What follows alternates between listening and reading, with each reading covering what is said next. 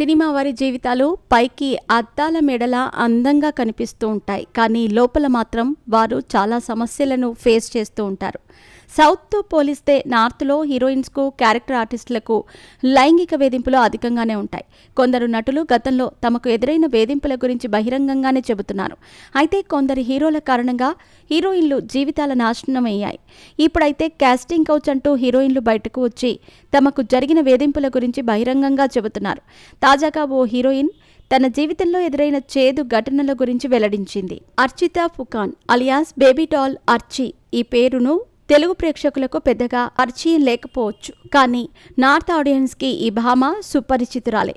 ప్రస్తుతం glamorous reels, ఫోటోలతో ఆకట్టుకుంటున్న అర్చితా ఫుకాన్ ఒకప్పుడు ఎంతో గడ్డు కాలాన్ని గడిపింది. 2023లో ఆమె చేసిన ఓ ఎమోషనల్ పోస్ట్ అందరినీ కలిచివేసింది. ఆ పోస్ట్లో తాను 6 సంవత్సరాల పాటు వ్యభిచారంలో చిక్కుకున్నానని, స్వేచ్ఛ పొందేందుకు దాదాపు 25 లక్షలు చెల్లించాల్సి వచ్చిందని ఆమె బహిర్గతం చేసింది.